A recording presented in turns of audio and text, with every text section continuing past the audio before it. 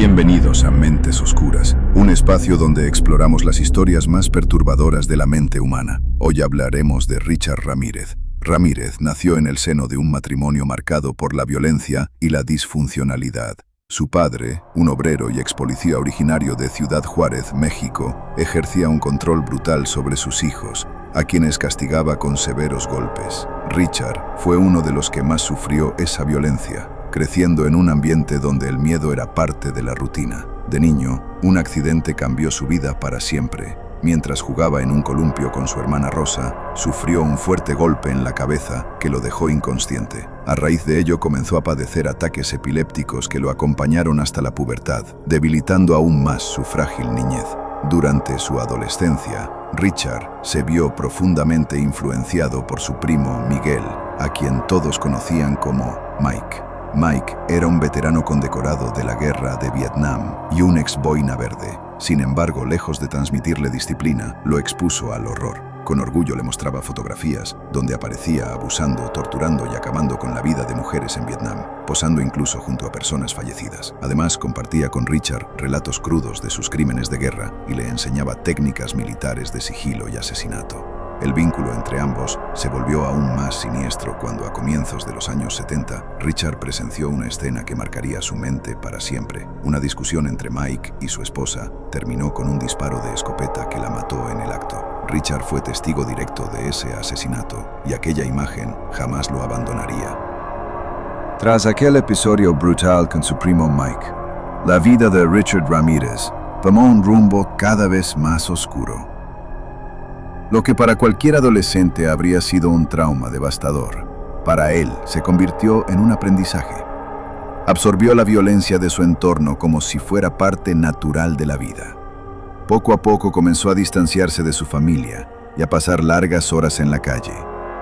Allí encontró nuevas adicciones que alimentarían sus impulsos: la marihuana, el LSD y más adelante la cocaína.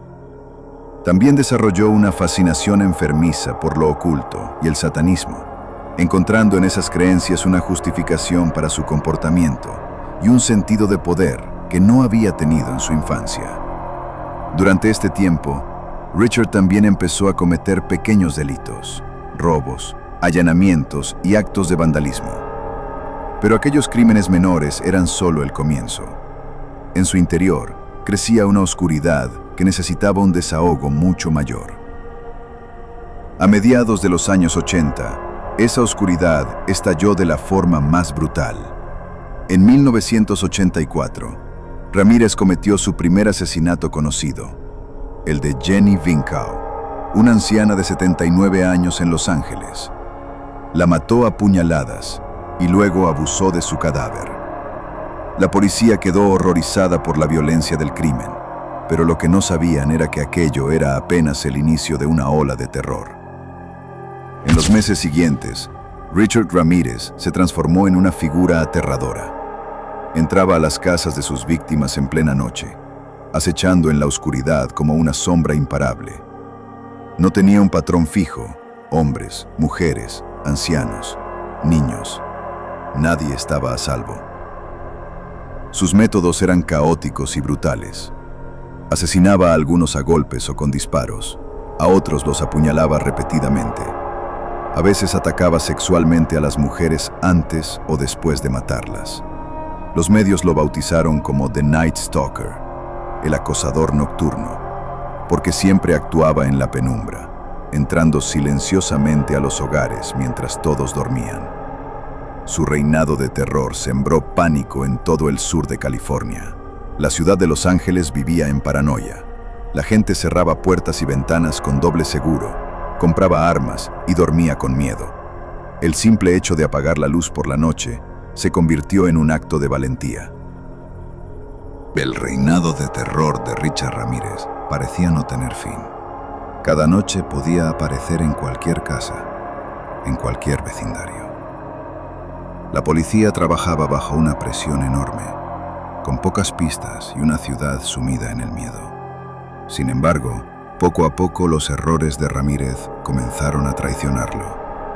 En una de las escenas del crimen, los investigadores hallaron una huella de zapato muy particular, unas zapatillas negras de la marca Avia, poco comunes en aquella época. Esa pista, junto con descripciones de sobrevivientes y testigos, empezó a cerrar el cerco sobre él. La presión mediática era tan grande que el rostro de Ramírez terminó en las portadas de todos los periódicos y en los noticieros de televisión.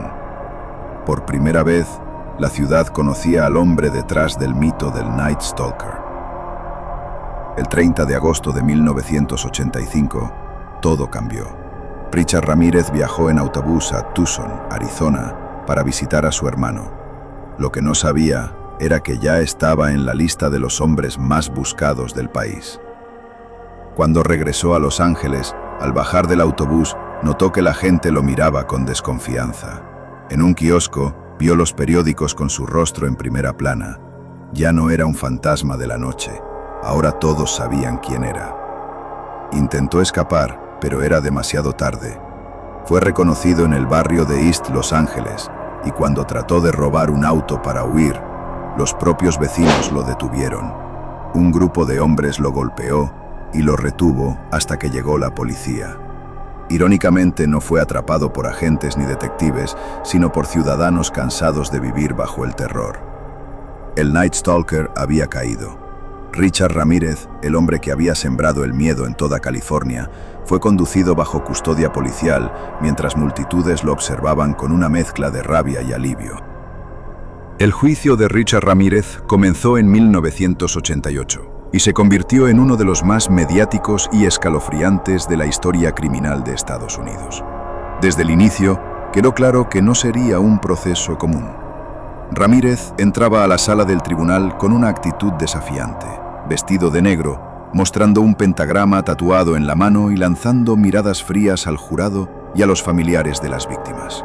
En una ocasión incluso levantó la mano y gritó: «¡Salve Satán!», confirmando la oscura fascinación que lo acompañaba desde su adolescencia.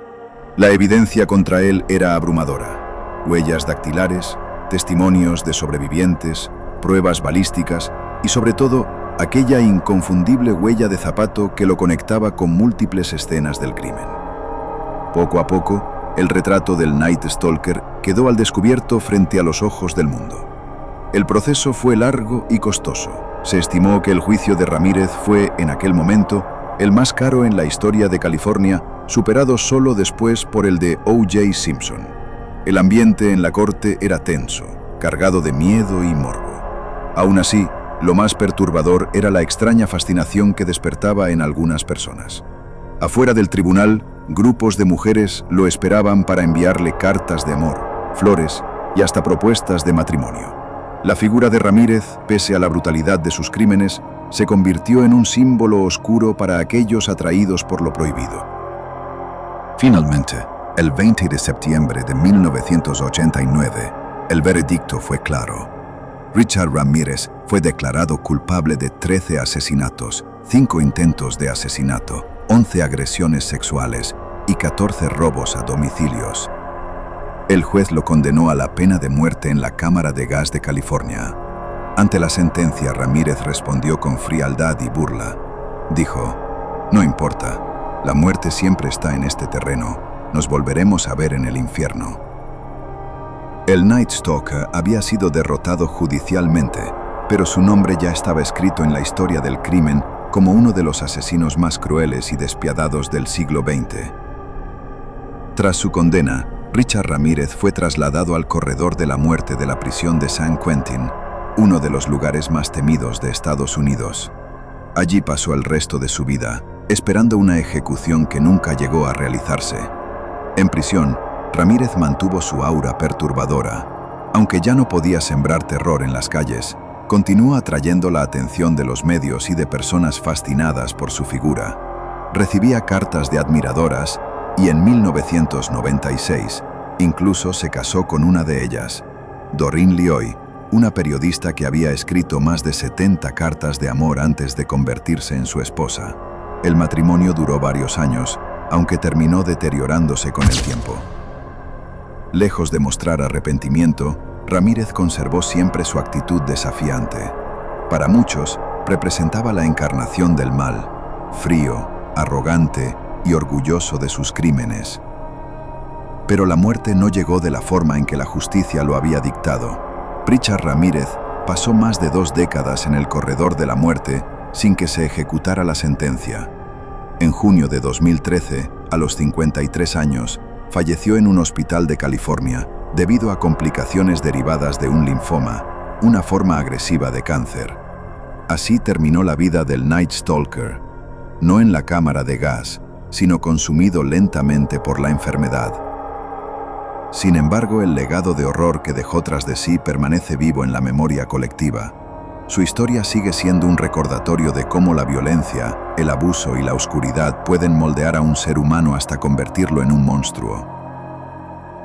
Si te gustan este tipo de historias reales, donde la mente humana se convierte en el escenario más aterrador, dale like, suscríbete y activa la campanita para no perderte ninguno de nuestros próximos episodios.